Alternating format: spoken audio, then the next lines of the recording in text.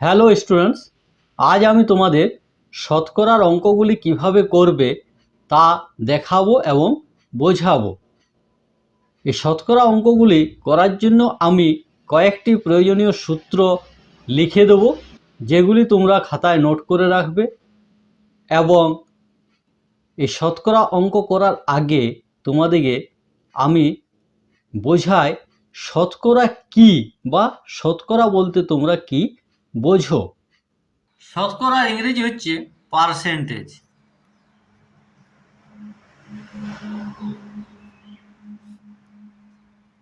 শতকরা শব্দের অর্থ হলো প্রতি 100-তে কটা আছে। এই শতকরার গাণিতিক প্রকাশ অর্থাৎ প্রতীক হলো আমাদের এই চিহ্নটি। এটি হচ্ছে আমাদের শতকরার প্রতীক। একটি দাড়ি, তার দুই পাশে দুটি ছোট ছোট কুটকুলি। যেমন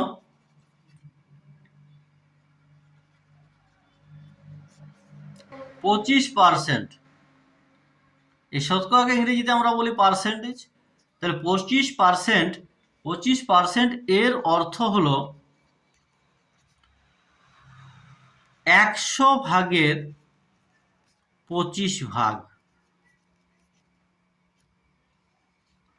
অর্থাৎ 25/100। আবার যদি আমরা বলি 3%, এরও অর্থ হচ্ছে 100 ভাগের 3 ভাগ সমান 3/100। 100 দিয়ে ভাগ করলে তার 3 ভাগ হচ্ছে 3%। এই শতকরা অঙ্ক করার জন্য কিছুগুলি সূত্র আমাদের মনে রাখতে হবে, সূত্রাবলী। এই সূত্রগুলি আমি তোমাদের লিখে দিচ্ছি, তোমরা স্ক্রিন পজ করে খাতায় লিখে নিতেও পারো। 1 নম্বর সূত্র হচ্ছে এক্স কে ওয়াই এর শতকরা হারে প্রকাশ করলে শতকরা হার হবে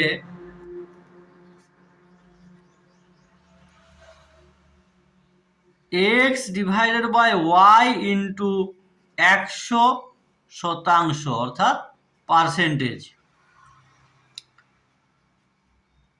2 নম্বর সূত্র হচ্ছে y এর x% সমান y গুণিত x গুণিত 1/100। তার মানে সমান হচ্ছে x গুণিত y ডিভাইডেড বাই 100। 3 নম্বর হচ্ছে বৃদ্ধির শতকরা। ধরো লাভ ক্ষতির যদি অঙ্ক করো, তাহলে কতটা পার্সেন্টেজ লাভ হচ্ছে সেটা যদি তোমরা বার করো, তার জন্য এই সূত্রটা লাগবে। সেটা হচ্ছে বৃদ্ধির শতকরা হার সমান রাশির বৃদ্ধির পরিমাণ বা লাভের পরিমাণ যেটা করবে ডিভাইডেড বাই আদি রাশি গুণিত 100%। 4 নম্বর হচ্ছে যদি কোনো কিছু বিক্রি করে তোমার ক্ষতি হয়ে যায় বা কম পাও, তাহলে এই সূত্রটি লাগবে। সেটি হচ্ছে হ্রাসের শতকরা হার। তাহলে হ্রাসের পরিমাণ ডিভাইডেড বাই আদি রাশি গুণিত 100%। 5 নম্বর সূত্র এক্স যদি ওয়াই থেকে r% বেশি হয়,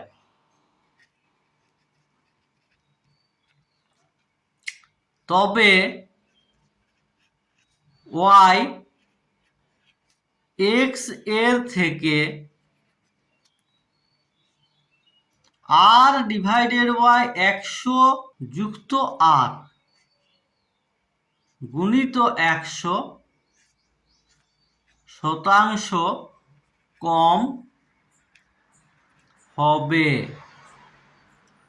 তাহলে এক্স যদি ওয়াই থেকে আর পার্সেন্ট বেশি হয়, এক্সটা হচ্ছে আর ওয়াই এর থেকে বড়, তাহলে ওয়াই এক্স এর থেকে কতটা কম হবে না আর ডিভাইডেড বাই 100 প্লাস আর গুণিত 100%।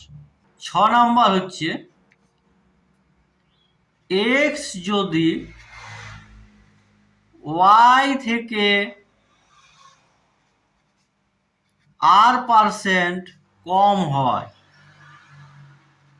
তাহলে আগের সূত্রই ছিল এক্সটা বড়, আর এখানে এক্স হচ্ছে ওয়াই এর থেকে কম, মানে ওয়াই এক্সটা হচ্ছে ছোট, তাহলে ওয়াইটা কতটা বড় হবে, তবে ওয়াই এক্স এর থেকে আর ডিভাইডেড বাই 100 মাইনাস আর গুণিত 100% বেশি হবে।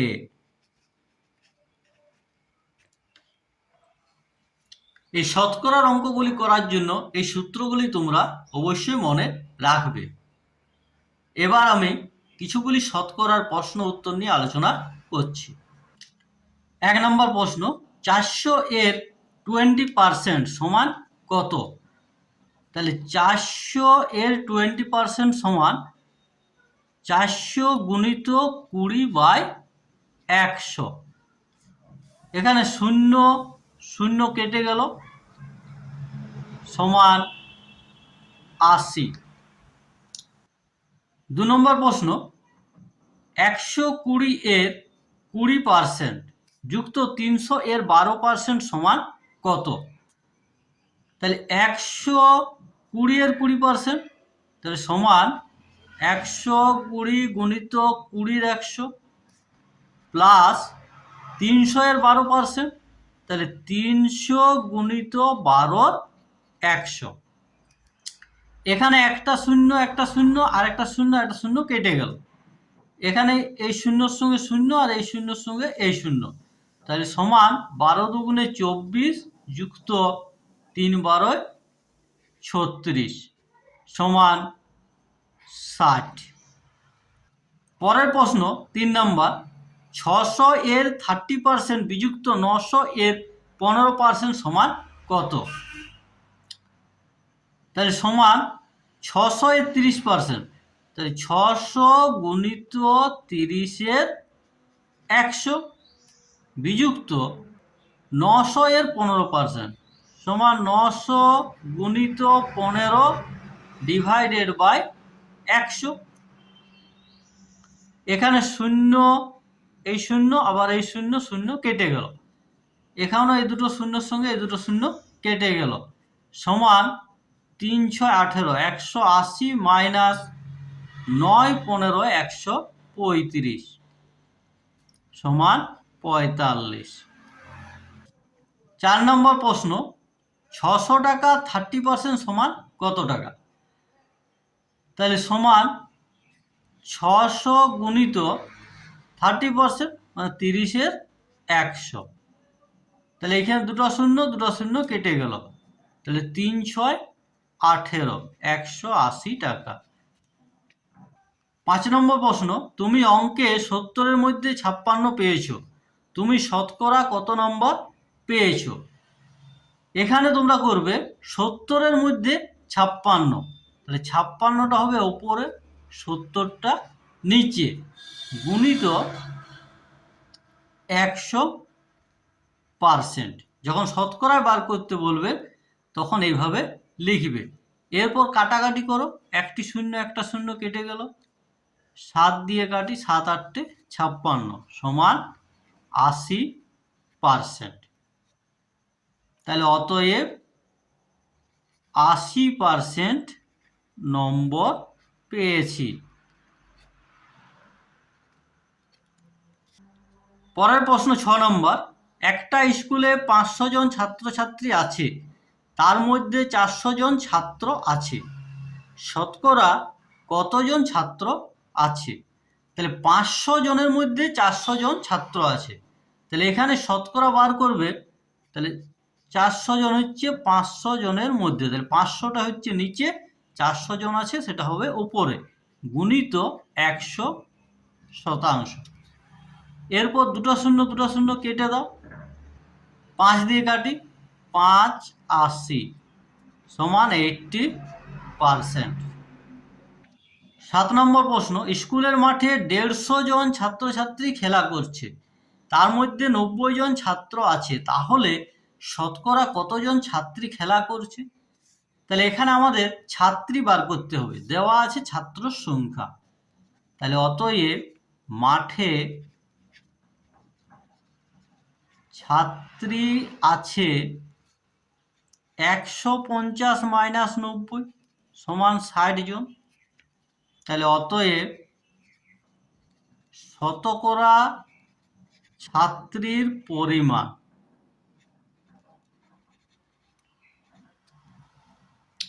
তাহলে 150 জন মোট ছাত্রছাত্রী, তার মধ্যে আছে 60 জন ছাত্রী, গুণিত 100%।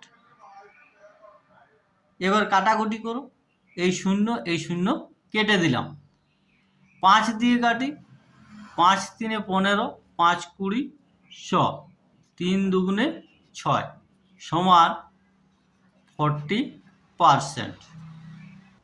কোশ্চেন নাম্বার 8, অনিলের কাছে যত টাকা আছে সুভাষের কাছে তার তুলনায় 25% বেশি টাকা আছে। সুভাষের কাছে 625 টাকা থাকলে অনিলের কাছে কত টাকা আছে? তাহলে এখানে আমরা অনিলের কাছে কত টাকা আছে জানি না, তাহলে আমরা যদি ধরি অনিলের কাছে আছে x টাকা,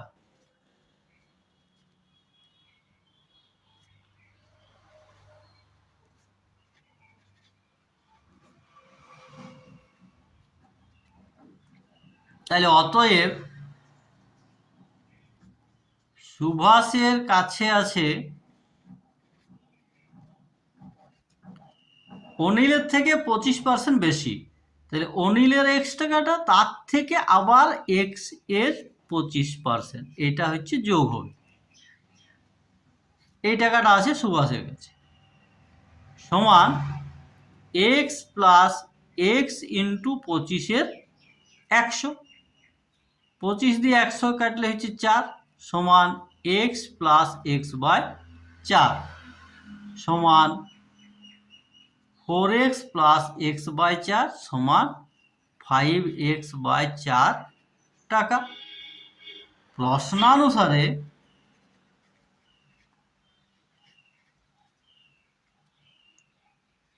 ফাইভ এক্স বাই 4 সমান 625 টাকা, বা x সমান 625 গুণিত 4 ডিভাইডেড বাই 5, 5 দিয়ে কাটি, 5 125 আর 4 125 সমান হচ্ছে 500 টাকা।